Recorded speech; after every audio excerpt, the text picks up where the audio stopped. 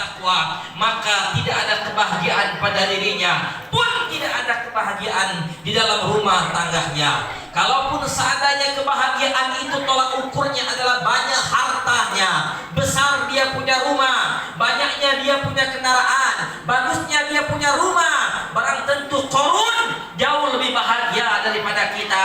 Karena Qarun begitu bergelimang dia punya harta, begitu banyak dia punya harta. Kalau seandainya kita menggali sebuah tanah, lalu kita menemukan suatu barang, lalu kita otomatis akan berkata, ini adalah harta Qarun, ini adalah harta Qarun. Saking kebanyaknya Qarun, namun karena tidak ada iman, karena tidak ada takwa, maka Qarun tidak bahagia di hadapan Allah Subhanahu wa taala.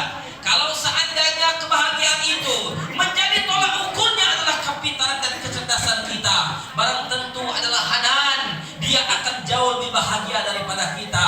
Betapa pintarnya ini orang, namun karena tidak ada iman, tidak ada takwa, mereka pun tidak mendapatkan kebahagiaan di hadapan Allah Subhanahu wa taala. Allahu Akbar, Allahu Akbar, Allahu Akbar. Hadirin jamaah salat Idul Fitri rahimakumullah. Pada kesempatan yang begitu berbahagia ini, khatib ingin kembali menyampaikan betapa pentingnya takwa ini. Sampai suatu ketika sahabat Rasulullah bernama Abu Dzar berjumpa dengan Sayyidina Muhammad sallallahu alaihi wasallam. Kata Abu Dzar, "Ya Rasulullah, ausini, berikan aku nasihat wahai Rasulullah." Maka Sayyidina Muhammad SAW memberikan nasihat. Nasihat yang pertama adalah, wahai Abu Dzar, alaika bittaqwallah, hendaklah engkau bertakwa kepada Allah Subhanahu wa taala. Maka sesungguhnya nasihat yang terbaik adalah nasihat agar kita bertakwa kepada Allah Subhanahu wa taala. Yang kedua kata Abu Dzar, ya Rasulullah zidni, tambah lagi berikan aku nasihat. Maka Rasul pun bersabda, wahai Abu Dzar, alaika bitilawatil Quran, hendaklah engkau banyak-banyak membaca Al-Quran. Sahabat Rasulullah ahli syurga berjumpa dengan Rasulullah, menatap indah wajahnya Nabi Muhammad SAW. Tatkala beliau meminta nasihat kepada Rasulullah, maka Rasul pun memberikan nasihat cuma dua saja. Nasihat yang pertama adalah, wahai Abu Dzar, hendaklah engkau bertakwa kepada Allah Subhanahu wa taala. Kenapa demikian? Fa inna taqwa ra'sun min kulli amr. Sesungguhnya takwa itu adalah kepalanya atas segala urusan ibadah Allah. Kepalanya atas semua urusan. Orang-orang yang bertakwa tutur katanya tak pandai menyakiti orang lain. Orang yang bertakwa tingkah lakunya tak pandai menghina orang lain. Orang-orang yang bertakwa tak pandai dia mengambil hak orang lain. Dia yang tahu mana yang hak, mana yang batil, mana yang bukan punya dirinya, mana yang haknya. Demikian makna bertakwa secara umum ibadah Allah.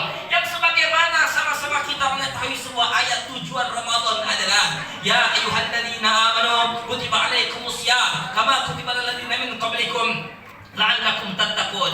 Wahai orang-orang yang beriman, diwajibkan atas kalian berpuasa sebagaimana orang-orang dulu juga diwajibkan kepada kalian untuk berpuasa. Dan tujuan berpuasa itu adalah la'allakum tattaqun, agar kita menjadi orang-orang yang bertakwa ibadah Allah. 1 bulan sudah kita lalui, panas, terik, hujan, kehausan, kelaparan kita tahan. Yang halal di rumah kita tak kita makan sedikit pun. Rumah kita punya nasi, punya ikan, punya apapun bentuknya, namun di siang hari tak mampu kita menyentuhnya. Karena kenapa demikian? Karena kita memahami betul makna takwa itu artinya adalah kita mengamalkan apa yang Allah perintahkan dan menjauhi apa yang larang ibadah Allah. Allahu Akbar, Allahu Akbar, Allahu Akbar, walillahil hamd. Berkatalah sahabat Rasulullah bernama Ali karramallahu wajhah, apa itu takwa? Kata Ali, yang pertama adalah al-khaufu minal jalil, yang kedua adalah al-amru bitanzil, yang ketiga adalah al-qan'atu bil qalil, yang keempat adalah al-istidadu limir rahim. Itulah orang-orang yang bertakwa. Kalau seandainya orang-orang masyarakat desa generasi yang tercinta ini, laki-laki, perempuan, pemuda maupun bapak-bapak, kecil maupun besar, ada nilai-nilai takwanya kepada Allah, maka mereka siap merapatkan barisan takut dengan Allah. Tak mungkin orang yang takut dengan Allah meninggalkan sholat 5 waktu.